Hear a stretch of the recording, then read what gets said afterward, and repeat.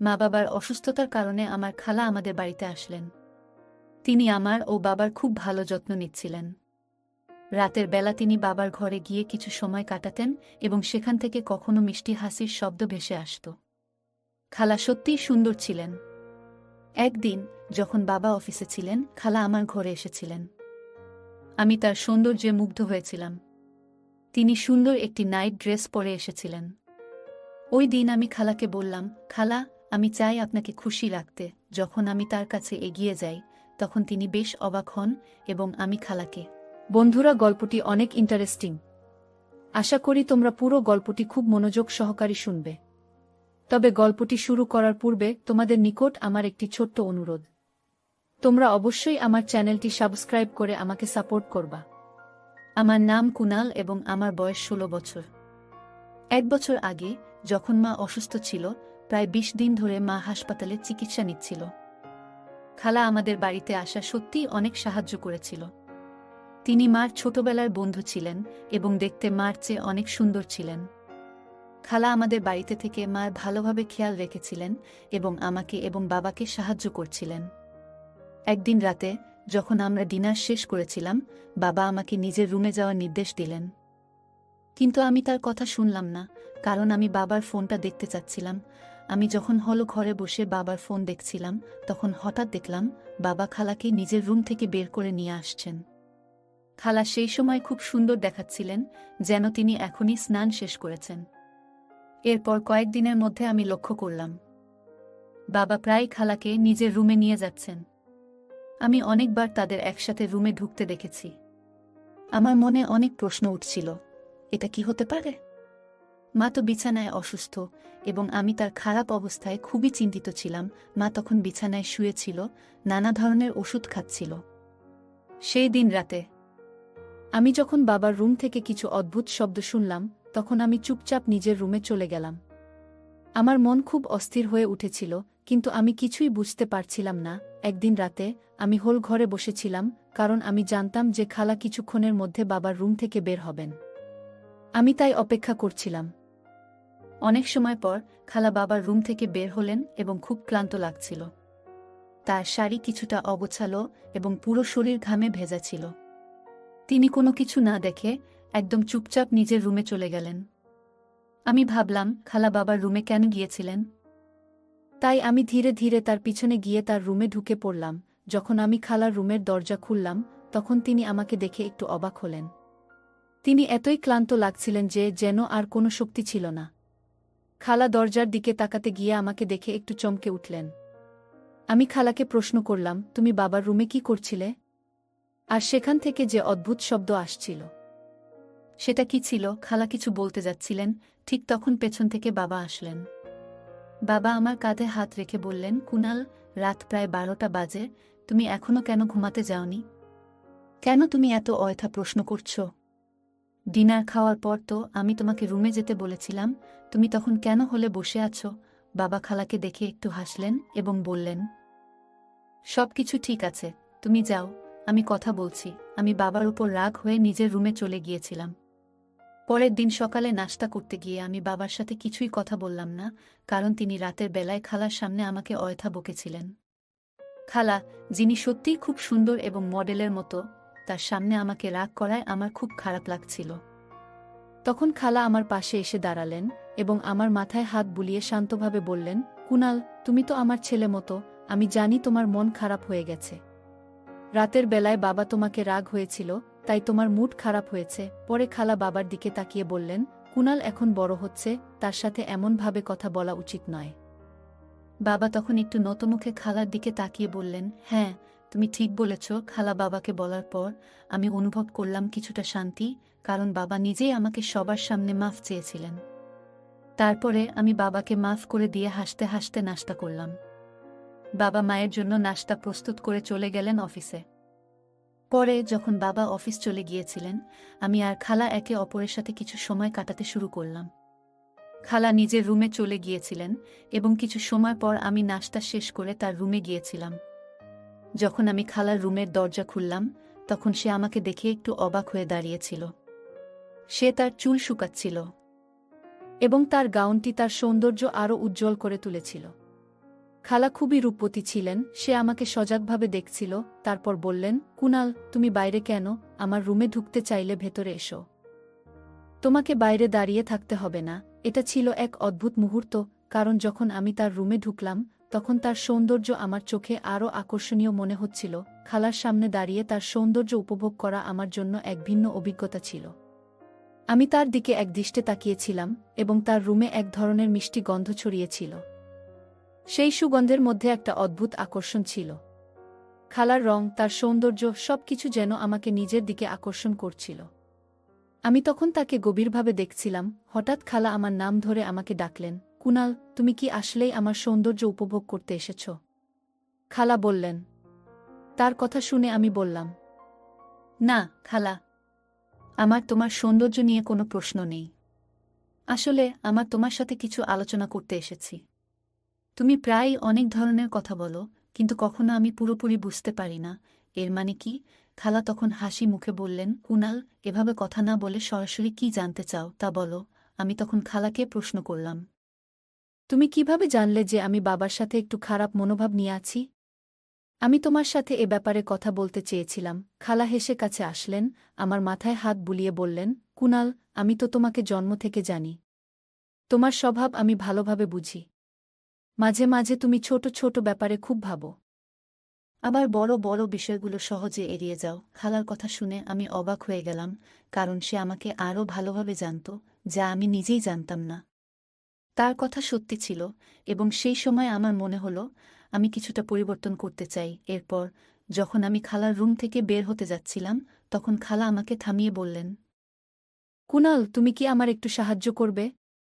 আমার ডান পায়ে একটি নূপুর বেঁধে পরাতে হবে, আর তোমার সাহায্য দরকার। আমি হাসতে হাসতে বললাম, অবশ্যই খালা। খালা তার নূপুরটা আমার হাতে দিলেন। যখন আমি তার পায়ে বসে নূপুরটা পরাচ্ছিলাম, তখন আমার চোখ গিয়ে পড়েছিল তার পায়ের উপর, এবং সেই নূপুরটা তার সোনালি ত্বকে খুব সুন্দর লাগছিল। যখন আমি তার পায়ে হাত বুলিয়েছিলাম, তখন আমার মধ্যে এক অদ্ভুত অনুভূতি তৈরি হল। আমি ঠিক বুঝতে পারছিলাম না কেন এমন হচ্ছে, তবে দ্রুত নূপুরটি পরিয়ে দিয়ে আমি রুম থেকে বের হয়ে এলাম। কিছু সময় পর আমি খালার আওয়াজ শুনতে পেলাম। আগের মতো তিনি আমাকে ক্লাসে ছেড়ে দিতে আসতেন, আর আজও তিনি আমাকে ডাকলেন। আমি ব্যাগ নিয়ে বাইরে বের হলাম। খালা মার স্কুটিতে ছিল, যাতে আমাকে ক্লাসে পৌঁছে দিতে পারে। তিনি ওই দিন কিছু ভালো পোশাক পরেছিলেন। আমি তাকে জিজ্ঞাসা করলাম, খালা, তুমি কোথাও যাচ্ছ কি? তিনি হাসি মুখে বললেন, হ্যাঁ, তোমাকে ক্লাসে ছেড়ে দেওয়ার পর আমি একটু বাজারে যাব। কিছু কাপড় কিনতে হবে, নিজের জন্য আর তোমার মায়ের জন্য। আমরা কথোপকথন করতে করতে বাজারে পৌঁছলাম, এবং আমি ক্লাসে চলে গেলাম। ক্লাস শেষে খালা আমাকে নিতে আসেননি, তাই আমি নিজেই বাড়ি ফিরে এলাম। বাড়িতে এসে দেখি বাবা অফিসে এখনও আসেননি, এবং মা তার বেডে শুয়েছিলেন। আমার খুবই ক্ষুধা লাগছিল, তাই আমি খালাকে জিজ্ঞেস করতে গেলাম, কিছু খাবার আছে কি? যখন আমি খালার রুমে ঢুকলাম, তখন দেখলাম সে নিজের পোশাক পরিবর্তন করছে। তার রুমের দরজা সাধারণত খোলা থাকত, আর সে কোনোভাবেই বুঝতে দিত না যে কিছু অস্বাভাবিক হতে পারে। যখন আমি দরজা খুললাম, দেখলাম খালা আয়নাতে নিজের ছবি দেখে যাচ্ছেন। আজ তিনি বাজার থেকে কিছু নতুন পোশাক কিনেছিলেন, এবং তার বিছানায় ছোট ছোট কিছু কাপড় ছড়ানো ছিল। খালা তখন এক নতুন পোশাকে দাঁড়িয়েছিলেন। তিনি বললেন, কুনাল, দুপুরে আমি বাজারে গিয়েছিলাম। আমি জিজ্ঞাসা করলাম, খালা, এই পোশাকগুলো তুমি কিনেছ? এর মধ্যে কোনটা আমাকে ভালো লাগবে? খালা আমাকে তার বিছানায় বসিয়ে দিলেন। তারপর নিজে বাথরুমে গিয়ে কাপড় পরিবর্তন করতে লাগলেন। কিছু সময় পর খালা একের পর এক পোশাক বদলাতে থাকলেন। একসময় যখন তিনি শেষবার বাথরুমে গিয়েছিলেন, হঠাৎ আমি তার চিৎকার শুনলাম। আমি দ্রুত বাথরুমে গিয়ে দেখলাম যে খালা বাথরুমের শাওয়ার চালু করে ফেলেছিলেন, এবং তিনি পুরোপুরি ভিজে গিয়েছিলেন। পানি থেকে ভয়ে খালা আমাকে গলা জড়িয়ে ধরলেন। খালা সংস্পর্শে আমি খুবই অস্বস্তি অনুভব করছিলাম। তিনি আমাকে বলছিলেন, শাওয়ার বন্ধ করে দাও কুনাল, কিন্তু ওই মুহূর্তে আমি তার কথায় ঠিকভাবে মনোযোগ দিতে পারছিলাম না। শেষে খালা একটু দূরে সরে গিয়ে শাওয়ার বন্ধ করলেন। আমি খালাকে একদৃষ্টিতে দেখছিলাম, কারণ তার পরিহিত পোশাকে সে খুব সুন্দর লাগছিল। ছোট আকারের একটি নাইট গাউন তার উপর বেশ মানিয়ে যাচ্ছিল। যখন আমি বাথরুম থেকে বের হলাম, তখন বাইরে বাবার আওয়াজ শুনতে পেলাম। তার আওয়াজ শুনে আমি তাড়াতাড়ি খালার রুম থেকে বের হয়ে আসার সিদ্ধান্ত নিলাম। যাবার সময় খালা আমাকে বললেন, কুনাল, আমাকে ভুলে যেও না। তোমার মতামত কি? এই পোশাকের মধ্যে কোনটা আমাকে সবচেয়ে ভালো লাগছে? আমি ফিরে তাকিয়ে বললাম, খালা, তুমি যেটা পরেছ সেই পোশাকে তুমি সবচেয়ে সুন্দর লাগছ। তারপর আমি তার রুম থেকে চলে আসলাম। বাবা আমাকে দেখতে আসার আগে আমি চুপচাপ নিজের রুমে চলে গেলাম। সেই রাতে ডিনার খাওয়ার পর আমি দ্রুত নিজের রুমে চলে গিয়েছিলাম, কারণ আমি বাবার সাথে কথা বলতে চাচ্ছিলাম না। রুমে গিয়ে আমি কিছুক্ষণ বসে থাকলাম, কিন্তু ঘুম আসছিল না। মনে হচ্ছিল আমাদের বাড়িতে কিছু অস্বাভাবিক কিছু ঘটছে। যখন আমি রুম থেকে বের হলাম তখন দেখলাম মায়ের রুমের দরজা একটু খোলা, কিন্তু বাবা কোথাও ছিল না। আমি চোখে চোখে খালার রুমের দিকে তাকালাম এবং দেখলাম তার রুমের দরজাও খোলা ছিল। আমি ভিতরে গিয়ে দেখলাম খালা এখনও সেই একই নাইট গাউন পরিহিত অবস্থায় দাঁড়িয়েছিল, যেটা সে দুপুরে পরেছিল। আমি কিছুটা অবাক হয়েছিলাম, কারণ আমি বুঝতে পারছিলাম না বাবা এত রাতে খালার রুমে কি করছেন। আমি বাবার হাত খালার কাঁধে দেখতে পেলাম, আর যখন তারা রুম থেকে বের হওয়ার জন্য ঘুরছিলেন, আমি দ্রুত সেখান থেকে সরে যাওয়ার সিদ্ধান্ত নিলাম। বাবা তাড়াতাড়ি রুম থেকে বের হয়ে নিজের রুমে চলে গেলেন। আমি আবার খালার রুমে চোখ বুলালাম। তিনি বিছানায় বসে তার মুখ হাত দিয়ে ঢেকে রেখেছিলেন।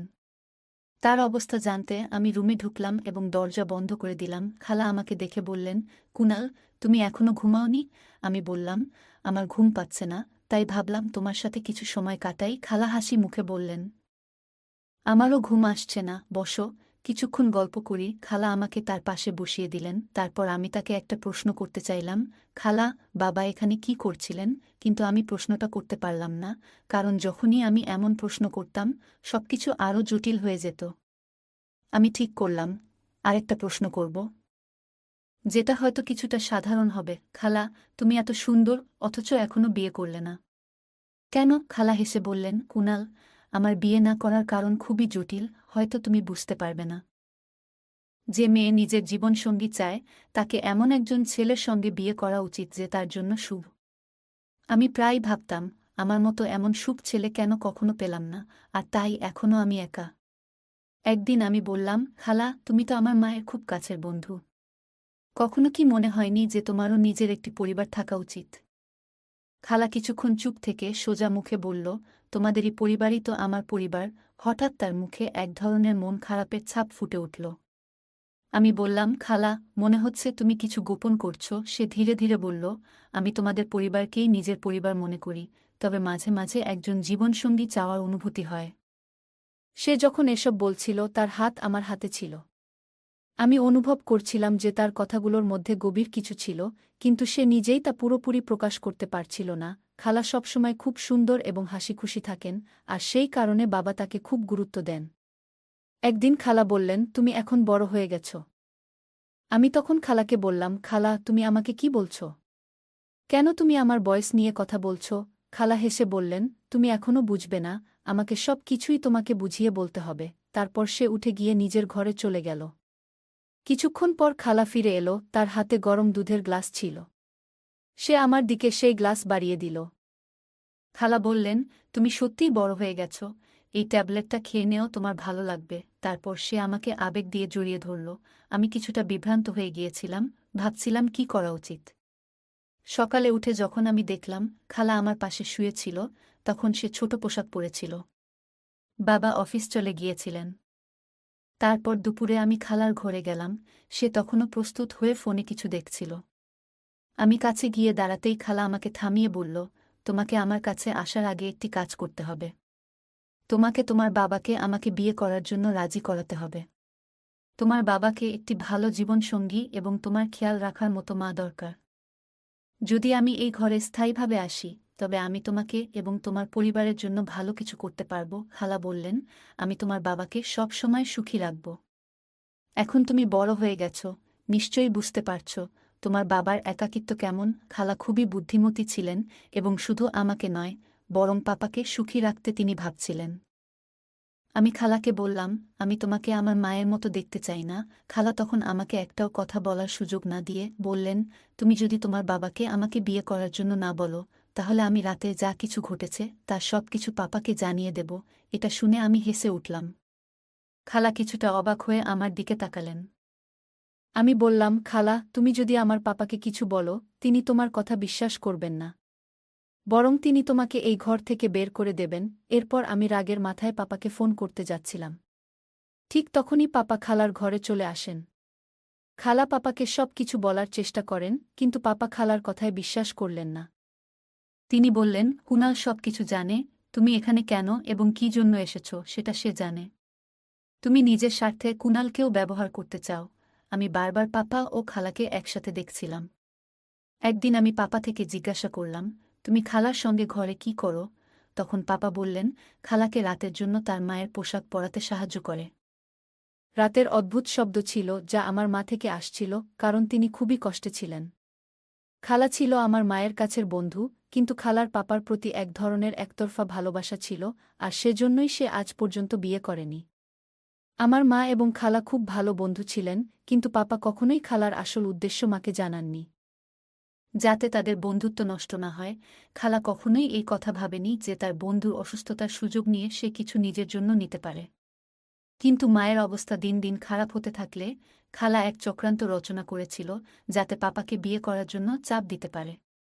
কিন্তু যখন পাপা বিয়েতে রাজি না হলেন, তখন খালা আমাকে ফাঁসাতে শুরু করল। আমি ভয় পাচ্ছিলাম, কারণ রাতে খালা আমার কাছে কিছু অনুচিত কাজ করার চেষ্টা করেছিল। সেই কারণে আমি পাপাকে ফোন করে সব জানিয়ে দিলাম। পাপা আমাকে শান্ত করে বললেন, কুনাল, খালা তোমার সঙ্গে কিছু করেনি। তার ভালোবাসা আমার জন্যই ছিল, আর সেই জন্যই সে তোমাকে ফাঁসানোর চেষ্টা করেছে। কিন্তু আমি তাকে সেটা করতে দিইনি। পাপা খুবই বুদ্ধিমত্তার সঙ্গে আমাদের পরিবারকে রক্ষা করেছিলেন। খালা, যিনি তার বন্ধুর অসুস্থতা নিয়ে পাপার প্রতি ভালোবাসা দেখাচ্ছিল, কিন্তু পাপা কখনোই মায়ের কঠিন সময়ে খালাকে পাশে নেননি। তিনি মায়ের সঙ্গে ছিলেন এবং বন্ধুত্বের আসল মানে দেখিয়েছিলেন, যে বন্ধুত্ব বুড়ো সময়ে একে অপরকে সমর্থন দেয়, নিজের স্বার্থে ব্যবহার না করে। গল্পে খালা এবং মায়ের মধ্যে বন্ধুত্বের প্রসঙ্গ একটি গুরুত্বপূর্ণ শিক্ষা দেয়। খালা মায়ের ঘনিষ্ঠ বন্ধু ছিলেন, কিন্তু সেই বন্ধুত্বের আড়ালে তিনি নিজের স্বার্থসিদ্ধির চেষ্টা করেছেন। এ থেকে আমরা বুঝি যে প্রকৃত বন্ধুত্ব কখনো কারও অসুস্থতা বা দুর্বলতার সুযোগ নেয় না। বন্ধুত্বের ভিত্তি হল বিশ্বাস, সহানুভূতি এবং নির্লোভ সম্পর্ক। যখন আমরা কোনো বন্ধুর দুর্বল অবস্থায় তাকে সাহায্য করি, তখন সেই সম্পর্ক আরও গভীর হয়। কিন্তু খালার আচরণ দেখায় যে কৃত্রিম বন্ধুত্ব কেবল স্বার্থপরতাকেই প্রতিফলিত করে। পিতা তার অসুস্থ স্ত্রীর পাশে ছিলেন এবং পরিবারের বন্ধন রক্ষা করার জন্য যা যা দরকার তা করেছেন। এটি আমাদের শেখায় যে পরিবারকে রক্ষা করতে হলে দায়িত্বশীল হতে হবে। পিতার এই আচরণ পরিবারের প্রতি ভালোবাসা এবং দায়িত্ববোধের একটি দৃষ্টান্ত। জীবনের প্রতিকূল সময়ে পরিবারের প্রতি অটল থাকা, সম্পর্ককে রক্ষা করা এবং সঠিক কাজটি করা আমাদের নৈতিক দায়িত্ব। গল্পে কুনাল এবং পিতা উভয়ের চরিত্র দেখায় যে প্রতিকূল পরিস্থিতিতেও কিভাবে মানসিক শক্তি ধরে রাখা যায়। পিতা খালার অভিযোগের মুখে ধৈর্য এবং বুদ্ধিমত্তা দিয়ে পরিস্থিতি সামলেছেন, যা একটি গুরুত্বপূর্ণ শিক্ষা। এই গল্পটি আমাদের জীবনের নৈতিকতা, সততা এবং সম্পর্কের প্রতি দায়বদ্ধতার গুরুত্ব শেখায়। জীবনে সত্যকে আঁকড়ে ধরা, অন্যায়কে প্রতিরোধ করা এবং সীমারেখা মেনে চলা একটি মূল্যবান শিক্ষা। গল্পটি দেখায় যে প্রতিকূল পরিস্থিতিতে কিভাবে সঠিক সিদ্ধান্ত নিতে হয় এবং জীবনের নৈতিক আদর্শ বজায় রাখতে হয়। বন্ধুরা, যদি এই গল্পটি ভালো লেগে থাকে, তাহলে দয়া করে ভিডিওটি লাইক করুন এবং আমাদের চ্যানেলটি সাবস্ক্রাইব করুন। ধন্যবাদ। দেখা হবে আমাদের পরবর্তী ভিডিওতে।